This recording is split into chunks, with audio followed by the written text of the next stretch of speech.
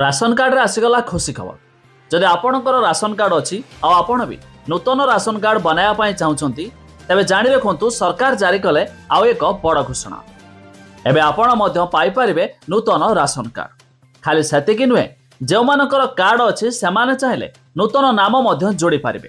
तेबे आसंतु संपूर्ण अपडेट जानिबा ता पूर्व वीडियो को लाइक करंतु, सब्सक्राइब करन थिले एबे सब्सक्राइब करी पाखर थिबा घंटी चिन्ह को दबाई दियंतु।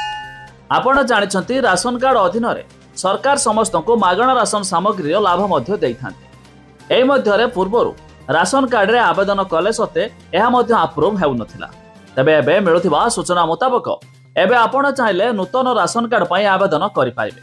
तबे एथि पई जे कोनोसी जनसेवा केंद्र हो किबा म सेवा केंद्र को जाई आवेदन कले सरकार एहाको करिवे अप्रूव, जहा द्वारा आपण को मध्य मिलि पारिबो नूतन राशन कार्ड। खाली सेतिकी नुहे, जे मानकर पूर्वरु राशन कार्ड अच्छी से चाहे नूतन नाम जोड़ी पारिबे, जहाँकि यह जोड़िबा परे पूर्वरु यह अप्रूव हेउ नथिला, किंतु एबे मध्य आपणकर हेबो अप्रूव, जहा फल सरकार तरफरु आसुथिबा मागणा राशन सामग्री लाभ भी मध्य आपण उठाई पारिबे।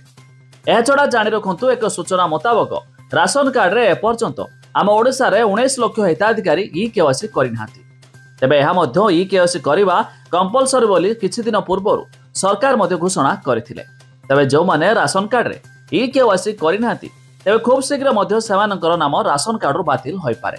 तेणु जदि आपण भी ई-केवाईसी कराई नाहांती निजर डीलर सह कांटेक्ट करी ई-केवाईसी कराई दियंतु, नचेत आपणक नाम मध्य होई पारे बातिल।